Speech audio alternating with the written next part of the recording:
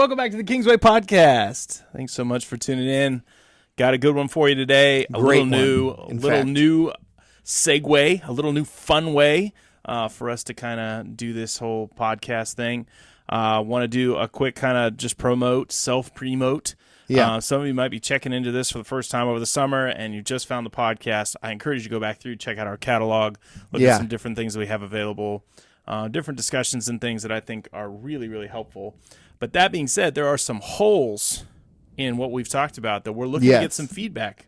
And so we actually have an email into the description that we're asking for some Q&A questions or some topics. You can shoot us a quick email, or if you you're like, I'm just going to put it in the comments. Comments great. Emails great too.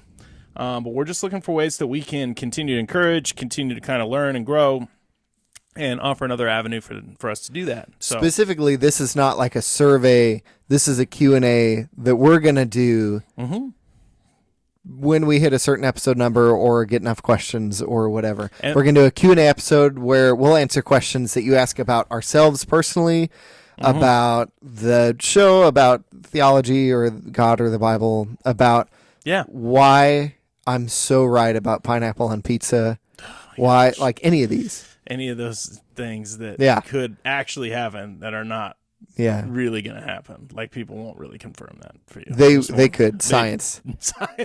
I don't even need to say anything about science. You can eat why. Your juicy hairy pizza if you want. 2 favorite toppings, pineapple, human hair. Yummy. Well, I hope that you'll take the time to do that and throw those questions out, because we do want and hope that we are being helpful and engaging you where you're at on your journey of faith and some of the things and doubts and ways that we possibly could help you do that. We'd love to be a part of that. So, hey, but today, like you said, we promised we are doing something a little different. We are going to talk specifically about a character of the Bible and kind of let it be just an open flowing conversation. The reason I think this is kind of a fun thing is that a lot of the main characters of the Bible, they get movies made out of them, or they get kind of transposed as Moses, like the kind of the old school kindergarten, like flannel graph stories told. They get hyped up, and sometimes the details or even some of the nuances of the character that is taught in the Bible don't ever really get fleshed out, and so we assume we know all the things about them. I listened to the podcast a lot of the guy who created VeggieTales, Phil Vischer, and he even talks about people veggie-tailing, like as a verb, veggie-tailing Bible stories. And also Tim Mackey from the Bible Project talks about that when he talks about Jonah. Yes. Yeah. There's this, like, it feels like we're only taught, and this is from when I grew up and before. I'm not sure if it's the same now with children's ministry. It's still moving forward. Yeah. I think it's just kind of the highlights, 10,000-foot view. When we're kids in church, we get taught a lot of these Old Testament stories because they're exciting, but we get taught them in a kid content kind of way. Yes. The Old Testament's pretty R-rated. Very much so. If you like I was helping preach through the Old Testament for a youth group, and they were like, "Hey, can you touch on Genesis 12 through 50?" Well, first of all, that's a lot, but that's like 4 people's stories. Yeah. Abraham, Isaac, Jacob, Joseph. Yep. There's a few chapters in there. They're tough. They're not just tough. They're like, I would never, if this was a movie and I was watching it with my parents, I would like want to die. Yeah. Like they're rough. Yeah, and they're confusing. They may not be easy to understand. They can be very frustrating. It's a whole different culture, but there are some that are like gruesome. There are some that are like pretty sexual. Oh yeah. There's some that are like. And that's what I was going to say about, when you talk about a character, a lot of times we like to talk about their highlights. It's like their Instagram life of the character rather than like the truth of who they really are. Yeah. And I think by taking on a character, and you kind of let the cat out of the bag a little bit, but I'm glad you did. But we're going to talk about an Old Testament character today. Yes. And that is David. We're going to jump into David. Part of the reason I wanted...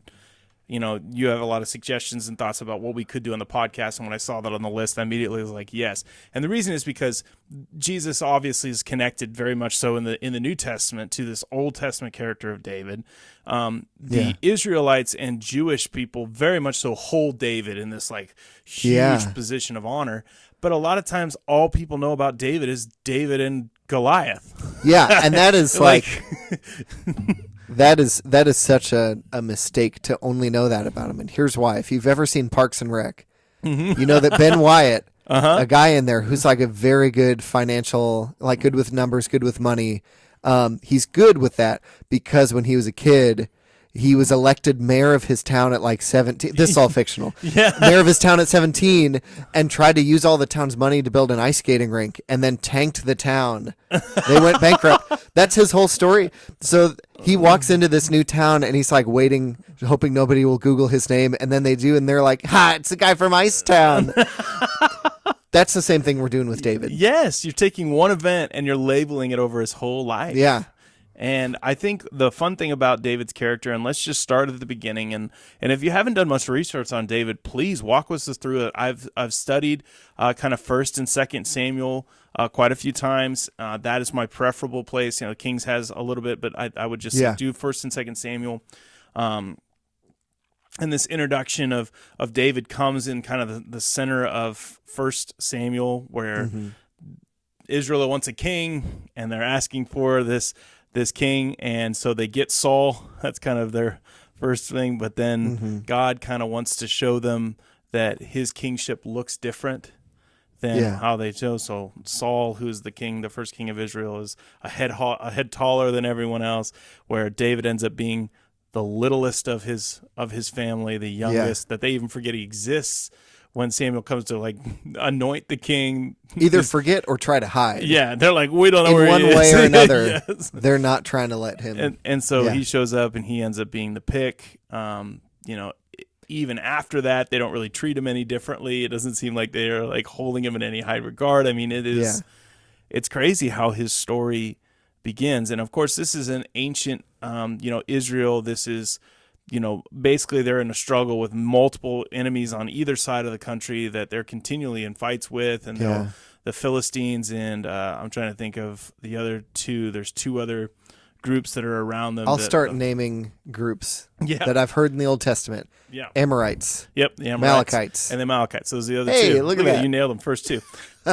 So those are the 3 that they are constantly just fighting and Saul's trying to deal with. And then in the midst of this, you get this tender-hearted shepherd that likes to play music, but has a ferocious defense of his flock, and ends up, of course, his introduction is the one that everybody knows. It's this introduction to taking food to his older brothers who are on the line fighting one of those 3, the Philistines. Yeah. And they got this big dude.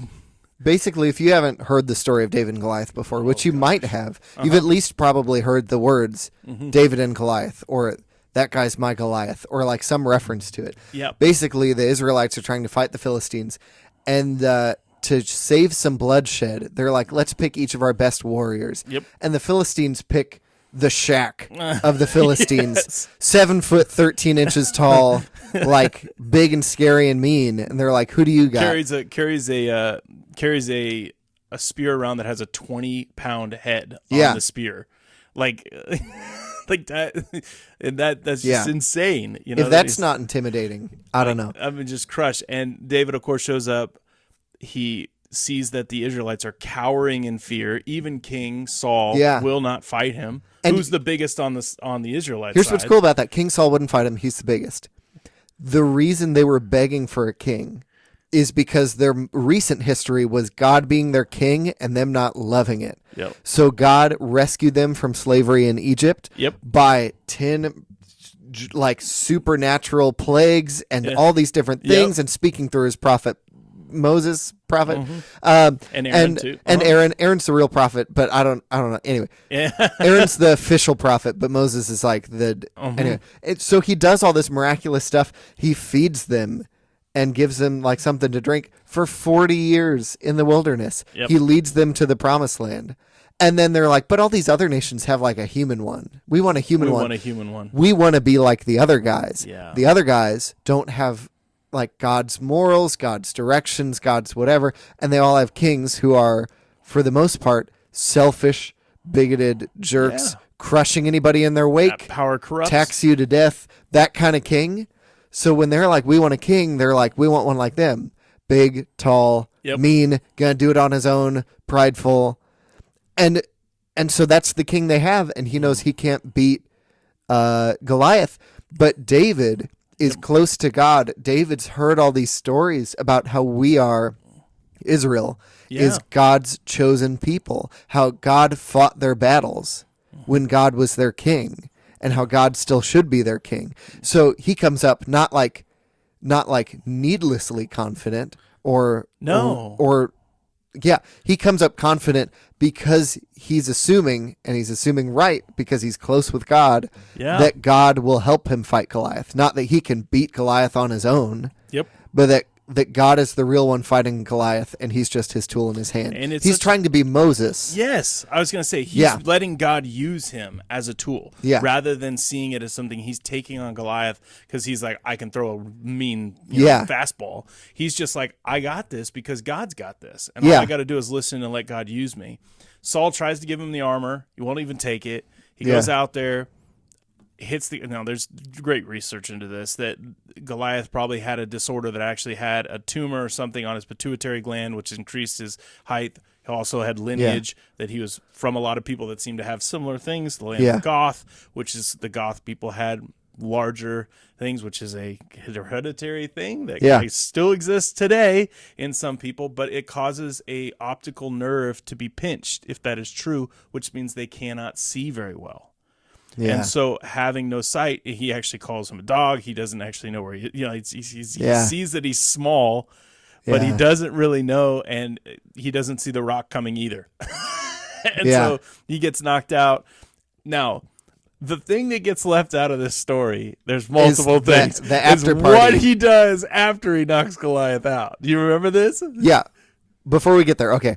I just want to say David's mindset is my dad can beat up your dad. 110%. Okay, that's all I want to say. That's literally he's like, you come at me with spears or whatever, I serve the God who in just a minute I will feed your flesh to the birds of the air. Like that's David's line. It's just like, I will feed your body to the animals of the ground and the birds of the air. Something like that in 1 Samuel. So this story was a VeggieTales movie. It's about to get so that's what I see. That's what I see when I see it. So Goliath is this giant pickle or cucumber or something. One of those and David is junior asparagus, this little asparagus kid. And this isn't biblical. Anyway, this is just what I see when I see it. Yep. Thank you for and he hits him in the head and he knocks him down and they win. Woo! What they don't put in VeggieTales is that David saws his head off with the sword. Puts it on a spear and parades it around for 3 days. What? And then he carries Goliath's sword around everywhere. Yeah. He has Goliath's sword for the longest time. Like, he's like, you know who I am? And like sets the sword down on the table. Like, I mean, I can't imagine him coming back to his dad's house because it's not like the internet's there. And he's coming back to the house of Jesse and he's like, hey, Dad, boom. Like, what did you do? Like I just. So next time you go to McAllister's and they say, do you want a pickle spear? Just remember that David sawed off Goliath's head and carried it around on a spear for 3 days. Yeah, that's what they're. Yeah. So that's part, David. That to me is a good introduction of why this is worthy of our time, because that even the most popular part of this story that people would know David as a character, that story itself has been just so compressed. Now, Malcolm Gladwell did even research beyond that to talk about how modern warfare actually defines that the way that David approached Goliath was actually a smart way to fight. Now, I don't think that's what David understood, but the reason why Saul tries to give him the armor is because there were 3 types of troops at this time. There were horseback or heavy cavalry. Yeah. There were heavy infantry, and then there were archers or slingers. And those 3 were like rock, paper, scissors. Each of them had the other's kind of trump card. You know what I mean? Like where the heavy archery or the heavy cavalry could kill the archers because they could get there faster than they could move.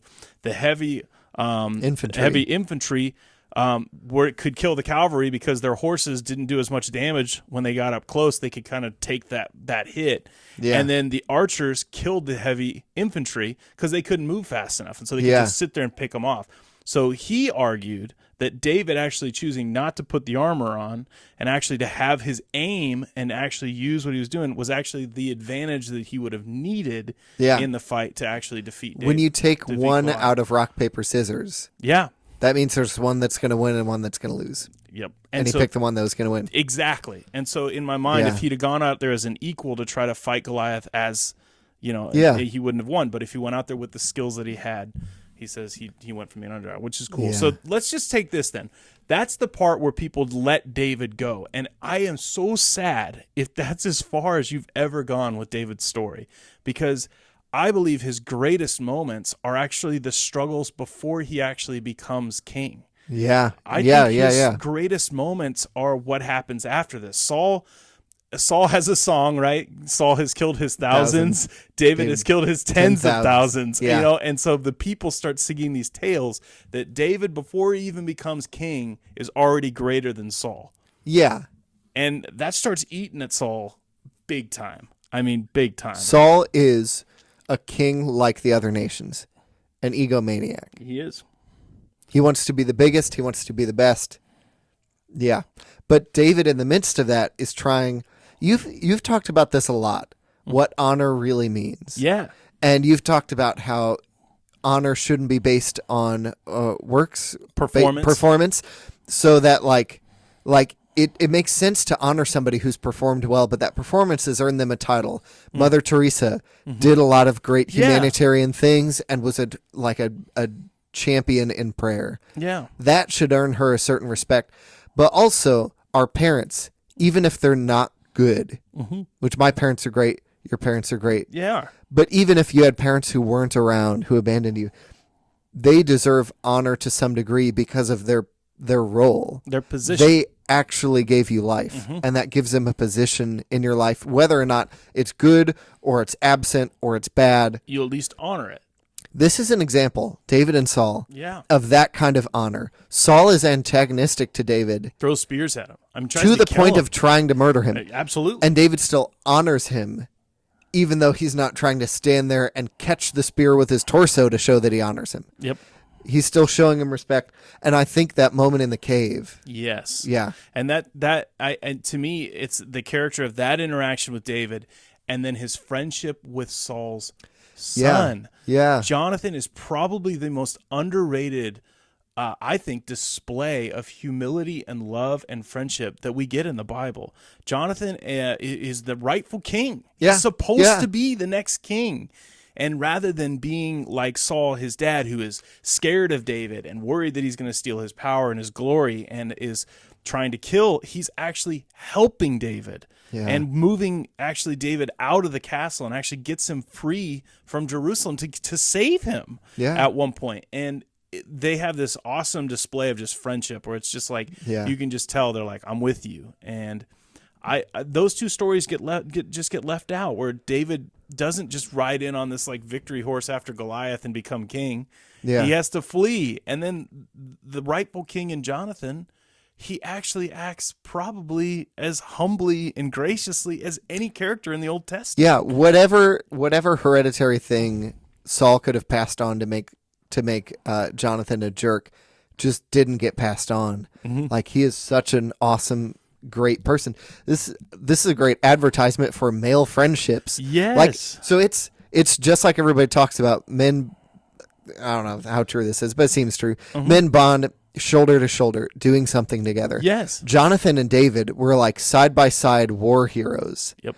And then while they're still this whole saga with Saul and David starts happening, and David's trying to honor Saul, Jonathan's dad, and Saul's trying to kill him, take him out of commission. And Jonathan's just like not about trying to claim that power, but they've built this bond shoulder to shoulder, but it doesn't stay that way. They're not only friends when they're swinging swords together. They're also friends where they need to take care of each other, get him out of the city. They're friends where afterward they're friends on like a good emotional bond relational level. Yep. And I feel like I've only figured that out personally for myself in the past like year and a half. Yeah. Why is it so late? Sharon has so many great friends. Why'd I wait so long to figure it out? But I think that's part of what the maturity of David and Jonathan kind of shows is there's this deep like trust that they build. There's this deep connection And it does come from, like, I would say, like rubbing elbows or doing things together, but it has a greater development into compassion and grace and like helping each other work through. And I find it incredibly curious. And I only just connected this just a few minutes ago as you were talking. David is going to have tons of kids, and he is never going to have a kid as good as Jonathan. Yeah, that's very true. Saul is a horrible king. And he gets blessed with this incredible son. Yeah. And I find that curious to me. I just never thought of that before, where I'm like, I would feel like Jonathan would be David's son. And David is just not going to have that experience at all when he gets to that part of his life. But the cave scene that you talked about earlier is the secondary scene. David goes on the run. Actually, funny thing, goes back to Goth because he has to go into Philistine territory. Yeah, and he has to run. He steals communion bread and gets somebody in trouble. Yeah. But he goes back into Goth, and he has Goliath's sword still. And so they recognize him. So he puts a bunch of spit and like snot in his beard and pretends like he goes crazy. So they leave him alone. And so he just kind of blends in to the countryside. And they just think he's gone nuts. And so they let him be. And he just starts gathering these mighty men, these other kind of crazy, amazing, loyal soldiers. So are these mighty men not Israelites? Some of them are not.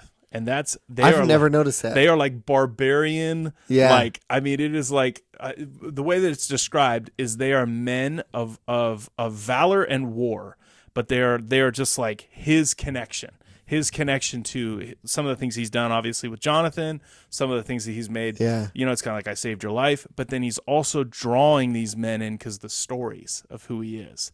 And so some of these guys show up. So, needless to say, Saul is so mad that he goes on a conquest to chase David down. And so he hunts for him all, and he finally actually gets him. I forget what the actual crevice is, but he gets him basically in this canyon, and they're chasing him through the canyon. Okay. And they find a spot where, in the middle of the canyon, where it says that Saul had to relieve himself, is what he said. And so he goes into this cave, which, if you've ever been in Missouri, caves are amazing places because they stay the same temperature. So if you 60 degrees. If you have to do a certain business that takes a little longer, and you want to not sweat the whole time, it was a common practice for them to use a cold place for them to do it. So while Saul is relieving himself, he doesn't know, but David and his men are in that very cave, hidden in the back. And they could freaking take him out. Oh, and Joab is there. Joab. And it's one of the... Who's Joab again? He is the right-hand man of Saul, or of David. He's basically David's right hand. Joab's there with David, and they go, kill him. This is your in fact, they see it as providence. They're like, he's been chasing you. This is the easiest way. None of us will have to die. None of us will have to. It'll just be one-on-one. You'll walk out with his head, and the transfer of power. For 3 days. You've done this before. The transfer of power will be it. Yeah, and that very thing that you were talking about. It's David gets up there, and he has his moment, and he just takes the corner of Saul's robe, and his cuts it. He just cuts it straight off. Saul doesn't even notice. He leaves the cave, and then David comes out, and he is holding the piece of the thing. And he says, "Why do you chase God's anointed? I will not lay a hand on you." You know, and he basically makes this statement of like, I had my chance, but that's not what I know. And then he actually expresses to his men he feels bad that he even cut his robe. Yeah. He's like, I shouldn't have even done that. And that's so funny because we're talking about they're barbaric. They're his mighty men. This is the cast of The Expendables he's with. He turns to bald Jason Statham. Says, I feel bad for even messing up his shirt. Yes. Jason Statham's sitting there with his like six round grenade launcher like, why is nobody bleeding at this very moment? Dwayne Rock's like, you're a wuss, man. Come on, what are you doing? And that's, I mean, Sylvester Stallone's there. He can barely speak English because its accent's so thick. Yeah. So, but that's the funny thing is he doesn't stop at that point. So Saul again pursues David, and they have another opportunity where they're hiding. They sneak in. He takes basically this water jug that's right next to Saul's head, and he puts a spear in the ground right next to where Saul's head was. And again, he cries out, and finally Saul gets the message that David obviously is not in pursuit of killing him, and for whatever reason he loses the faith of his men. His men go, this isn't right, and they turn Saul's back. men. Saul's men, and they turn back and they leave. And David's saga is amazing. There's so many cool things that happens. He continues to fight in Israel's favor and defend certain parts. He continues to help the nation. Yeah, the screensaver is really cool. He continues to help the nation and move forward. One of my favorite scenes is David, while he's out fighting, they get this crazy amount. I think it's the Amalekites that come in and they steal all their stuff and their women, and they leave.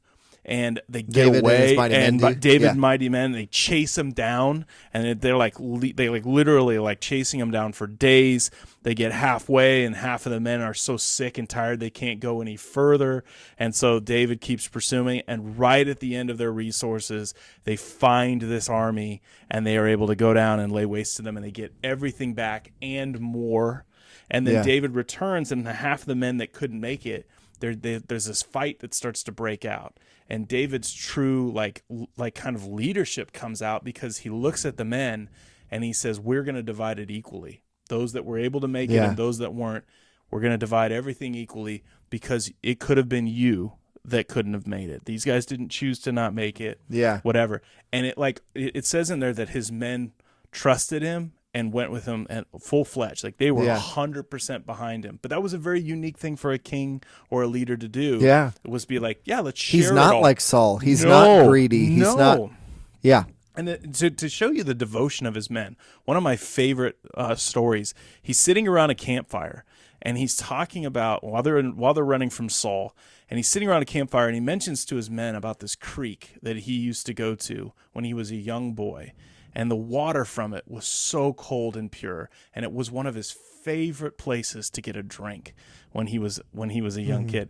And secretly, 10 or 12 of his men leave camp, go and sack an Israel station, and bring him back a cup of this water. And you talk about an Expendables movie, right? Yeah. So then, a couple days later, he's sitting around the campfire, and these guys come back. They got half arrows in them. They're stabbed up, and they're like, "Bro, we got you that drink." And they got a Camelback of water. And you know what he does? He looks at it and he dumps it out, and he says, "This is for our fallen friends that are not here. May they drink of this sweet drink." And it just took his men, and they just loved him even more. Yeah. And I mean, those are the types of devotions that he had and he called in his personality, and it was amazing. So then, of course, Saul is killed in a fight with the Philistines, and Jonathan himself is killed. Now, what's crazy is Jonathan actually is killed in the battle. Saul actually commits suicide. Was that the same battle? I'm pretty sure it was. It was. That's what I was thinking. Jonathan's killed, and then in that battle, he sees that everyone else is dead. The king normally would be taken ransom and then actually taken and tortured and killed. So it was most likely he didn't want that to happen. Yeah. And obviously he had done similar things at times to other people. So he's killed. Yeah. So then David is ushered in, and he becomes king. He comes back to Jerusalem, and his first order of business is what? Where's the Ark of the Covenant? Yeah. And Saul had lost it in the battle, so he has to go get it. And so he goes down and fights. And here's why that's important. When we were on David and Goliath, we were talking about how Saul wanted to do things by his own power. He was thinking, Goliath's bigger than me. David was thinking, my dad can beat up your dad. Yes. The Ark of the Covenant was the thing that at least symbolized, but maybe more, God's presence with them. So early on in the Moses and Joshua era, they would take the Ark of the Covenant with them into battle, saying that God is going to fight with us and for us and honestly be the hero of this story, and we'll all be extras, even though we're swinging swords. God's the main character. So Saul had been doing all this stuff, maybe trying to use it as a magic, as potion, as whatever, to say as even a guarantee, right? Yeah, this is a guarantee, not really knowing God personally. Yep. So David, at all of these steps, has kept humility, has kept bravery, all undergirded by knowing God personally. Yeah. You see that. So he's the guy who wrote most of the book of Psalms. Yep. 150 different poems and their poems are songs. Yep. So the only difference is songs have melody and music and tone. Or rhyming and rhythm. But they use poetic language. So anyway, they're similar. So he wrote a lot of these psalms, and you could see his heart being poured out. When he was sad, he gave it to God. He cried out to God. Was very relational. He was angry. Every emotion is in those psalms. It's never like, man, had a tough day today. Hope tomorrow's better. It was always like, God, why was this day so hard? Where were you? Yep. Even if that's sad, that's relational language. Absolutely. At every point so far. He's been a warrior. He's been a harpist. So cool, because when you get to this part of the story, that heart relationship is there, but now he wants to reclaim the symbol and bring those two things together. Yeah. But because it was lost, it's now in Philistine territory. And you want to go read this, it's in 2 Samuel. Oh, it's such a cool story. It's one of my favorites. Because the Philistines bring this kind of ark in, and they set it next to their god. It's Agag, I think it is. Or is it Dagar? I looked at Gengar, the third evolution of Pokemon, and Gengar's so they set it next to their god. And what is so crazy is every morning they come back to check on it after they put it in there. Their god has fallen over and is at the feet of the ark. It's fallen over as in pushed, but also fallen over as in bowing. Bowing. Yeah, at the Ark of the Covenant. It's like laying at the feet of the Ark of the Covenant. And they're like, oh, this isn't making any sense. So they keep moving it. And on the final day, they come in and the head is off of it. Yeah. And it's laying at the feet. It's like it's in pieces. And at the same time, they start to gain these tumors. And these massive things start to take over. And so they start having to move this thing. So they move it to a different town. It's like radioactive. It really is. It's turning into some Chernobyl over here. They move it 3 times, and all 3 places, rats and disease break out, and it's just not. Yeah. And so they called David up, and they're like, hey, you want your ark back? You can have it. We don't want it. And so I said it's symbolically at least God's presence, but symbol for them didn't mean not true. No. Or only a metaphor. It meant representing the thing it really is. Yeah. So the way that Shane Wood, who we interviewed on episode 59, the book we were talking about was his book called Between Two Trees. When he was go back teaching, and listen to that if you haven't. You should. It's so good. It's probably one of my favorite episodes. Absolutely. Keep going. When he was teaching Revelation and he was talking about symbols, he said one of the best ways to understand this is there was a lady in his church who was, I think, in her upper 50s, lower 60s. She was a widow. She had one son, and she lost him to something. I can't remember if he was in the military or something. Yeah, but he died. She had this picture of him in her shirt pocket. Mm-hmm. She would always bring it to church and just like pull it out and just like kiss him on the forehead, this little picture. And he was like, that was a symbol of her son. If you stepped on that, if it fell on the ground into the rain in the gutter, it's not like, it's just a metaphor though. No, it's real. It's powerful. Yeah. And that's with her son, who's just a human. Yep.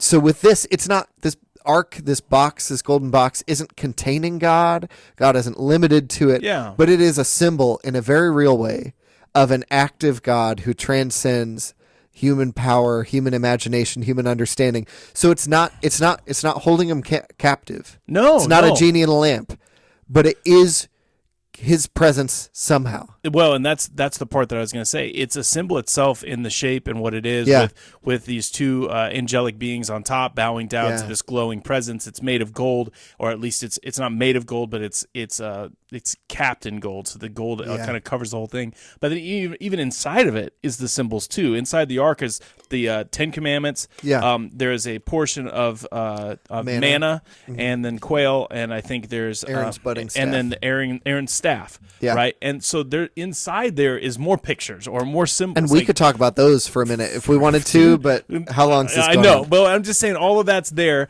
Well, David gets word. He hooks this thing up to a cart with a couple of oxen. They tow it across the geographical lines, and all of a sudden it's starting to show up. And then David makes one of his first mistakes. Yeah. He's trying to get this thing back to Jerusalem. And so he just goes, let's go, boys. And they just hook this thing up, and they start walking it back with these oxen in a cart. and then it hits a pothole. It goes to fall off. The ark slips, and it goes to fall off into the mud, and one of his men goes to reach out to stop it and instantly is struck dead as he touches the ark. And it puts David into a little bit of a tailspin because he's like, why? I am doing all of this for you. But he wasn't doing it right. His relationship with God had bent some of the rules before. Yep. So you talked about stealing communion bread. That's the table of showbread inside the tabernacle or the temple. Anyway, it's like only for priests. There's these rules around it, but their lives were in danger. Yep. They needed food. So they went in, they took it. He said, God will be okay with this. And God was. He cared about David on a relational level. Yep. But this ark, it's that picture of her son in the woman's shirt pocket. Yep. It's so important, so valuable, so revered. Yeah. And God treats it as something special. Yep. As a way he communes with his people. So the way they were supposed to carry it by these poles that you put. Mm-hmm. And so the oxen was like, this will make it easier. Yep. Which already was showing a lack of respect for what it was. Well, and when he went back and read the law and he realized that he needed to get Levites to come with the poles to actually carry it, he did. I want to say a quick thing that I've learned about this because I did a lot of research on why did he die? Like, why did this guy, I cannot remember his name right now. I should have looked it up. Dead guy. It's 2 Samuel. Why did this guy die when he touched the ark? And it's union theory. I didn't know it until I read Between Two Trees to that degree. God cannot be around death. And that guy was attached to death. And so if you touch the very presence of God, death is immediately eradicated in his presence. Uzzah, thank you. Yep. And so in that moment, it would have actually been healthier for the ark to hit the ground than it would be to be touched by someone who was unified with sin and death. Yeah. And it would have been more healthy for it to fall than it would have been to be touched by basically our brokenness.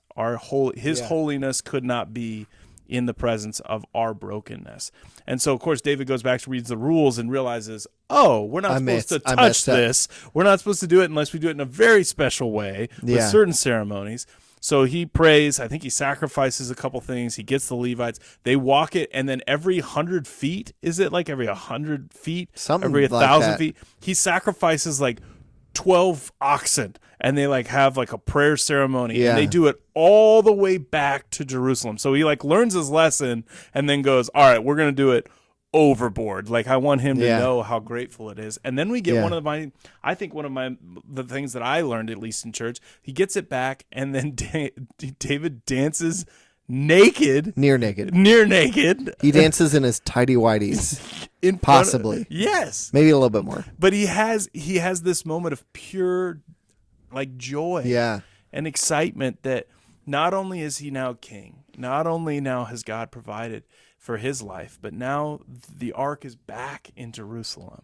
It's back where it's meant to be. It's back with his people.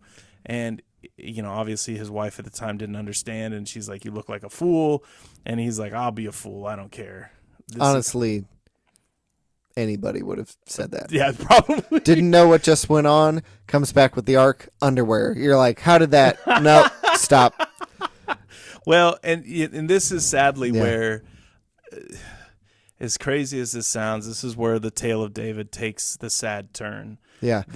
What chapters are those? Because that's 2 Samuel. Is that like 5, 6, I 7, feel 8? like it is. Around there? Right before Bathsheba. And it ends up being, the way it's described is when kings are supposed to be at war, and the time when he was supposed to be somewhere else. He's at home. Mm-hmm. The VeggieTales version. This is the funniest VeggieTales twist. Most of them are like, we'll just change a little bit, nothing or a little bit. I watched this as a kid, and the VeggieTales version is David and the rubber ducky. And he has all these rubber duckies, but he wants this specific one that isn't his. So he takes it, and then a prophet gets mad at him, and you're like, oh, it's just about stealing. No, read the freaking story. It's rough. It's rough. So David, it's like a Spanish soap opera. Oh, rough. It is, because David's on his roof. The kingdom and the way the palace is set up, he can see beyond anything else. But privacy was not as easily attained as normal for what we would consider. And so even in the way that their structures were set up, they didn't have walls and windows and all that stuff. So a lot of times privacy in the inner city was found on rooftops. And so to go on your rooftop was to be out of sight. From everybody. So nobody can see you except for maybe the king. Maybe the king. That legitimately, he would be the only one that could possibly see you or anyone that was higher. So Bathsheba's on her roof taking a shower, and he sees her, and it says he wants her. So he sends a message, finds out who she is, invites her into the palace. And the story sets it up like maybe she's a little bit of a hoe or something. Like maybe she's a little bit of a loose girl, but she's not. She's called in by the king. She cannot refuse him. She will not refuse him. Kings have absolute power. He sleeps with her. She stays around. And then we find out she's pregnant. Yeah. And this is where the story just gets devastatingly sad. Her husband is in David's army, is at the front lines. He's a loyal, faithful guy. So David comes up with a plan maybe to save his butt, make everybody happy, and forget it go away. He invites this guy back from the front lines, brings him into the, And this guy is so resistant. Okay, so, sorry, I stopped you too early. Go ahead. He invites this guy back and tries to cover up that she's pregnant by saying, you should come back. You're such a great soldier. You should have a night with your wife, and then you can go back or something. I don't know, something like that. So he pulls him in. He says, you know what? I'm so proud of you. You're such a loyal servant. I've heard from my generals who you are. Go and enjoy a night with your wife. And he tries to get him drunk to do it. And he won't drink. He's like sleeping on the front porch or something. And he just goes and sleeps outside the doors of the palace. And he says, I won't do it. My men are still on the front battle. Yeah. Just extra honor on this guy. So then extra David shame does on David. The unthinkable, but it's so Hollywood-esque.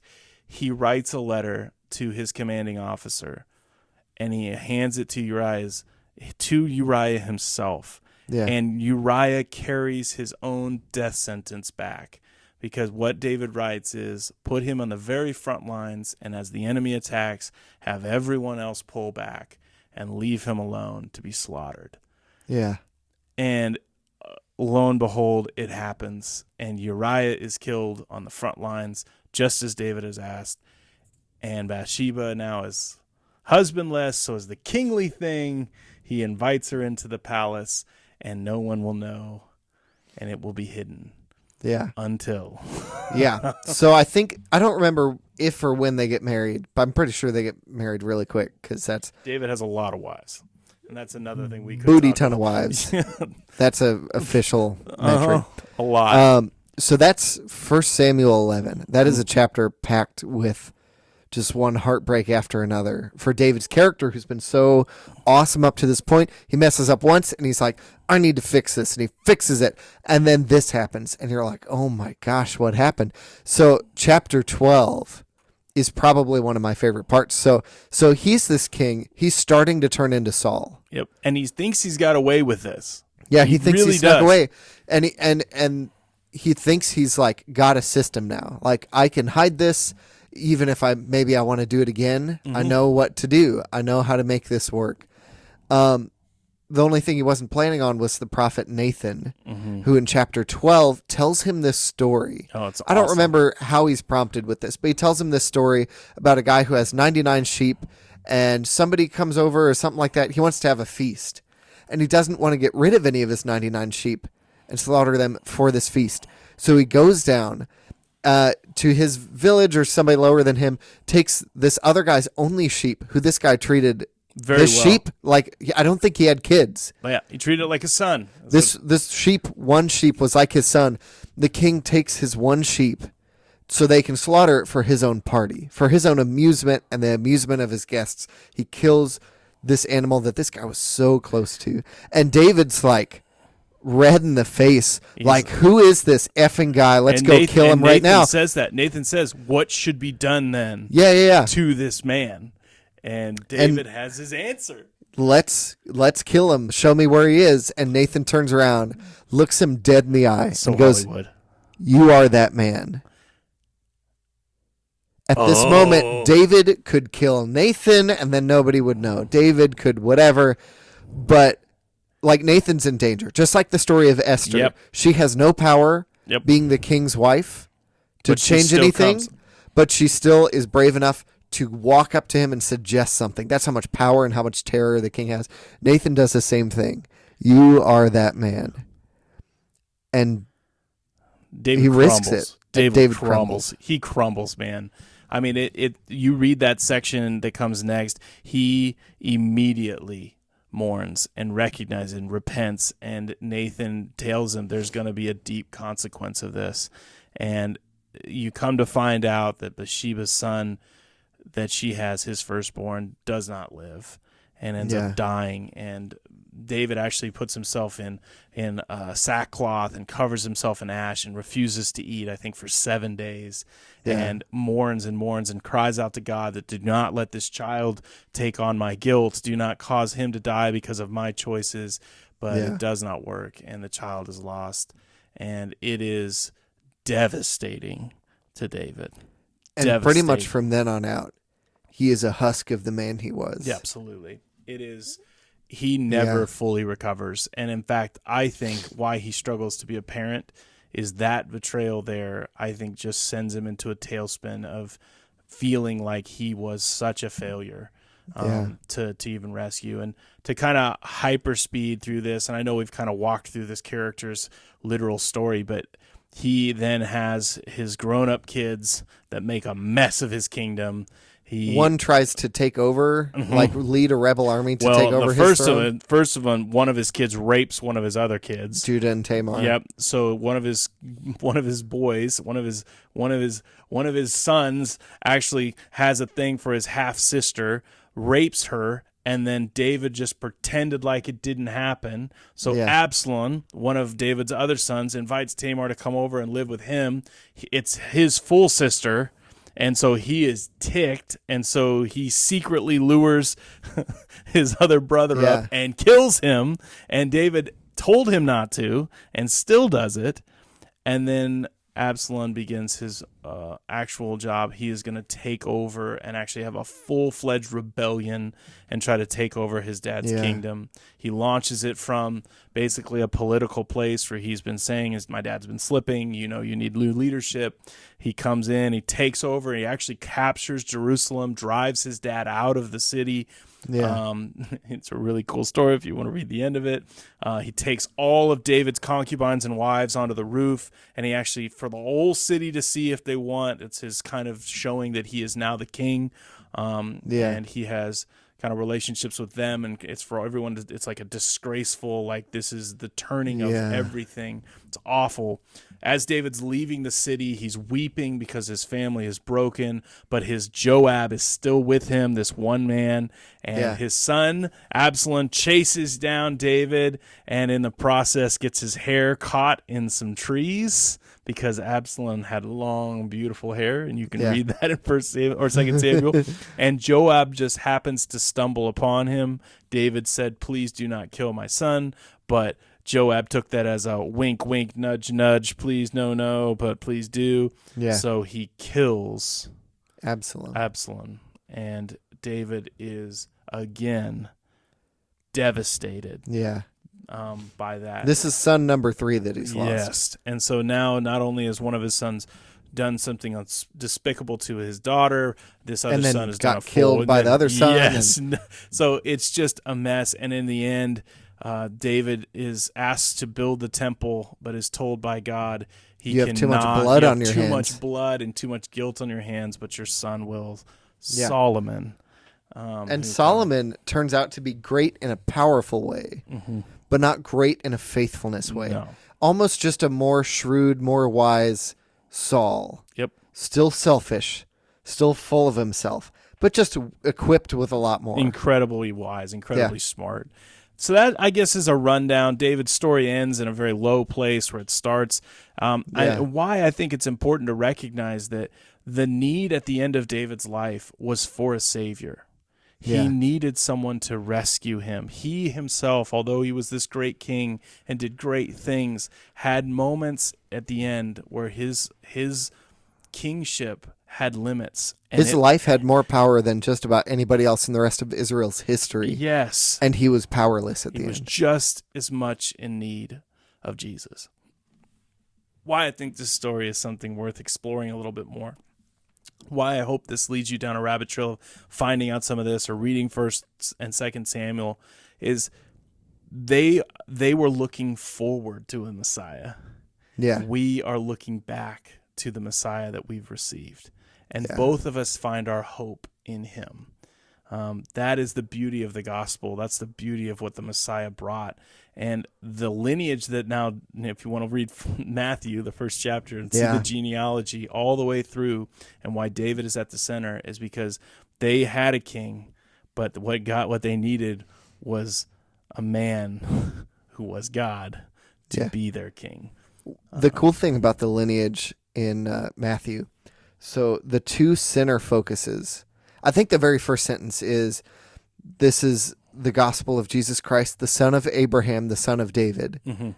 Abraham is this almost iconic father figure to them. The promise to Abraham is in Genesis 12. Abraham's one of the first people to follow God really closely and really faithfully, although with his own mess ups. Yep. And God says, your descendants will be like the stars in the heavens, and you will create a people, you will create a nation out of yourself, and through you all the other nations of the earth will be blessed. It's a messianic promise, but it's also like, you are the father of the nation of Israel. Yep. Everybody came from you.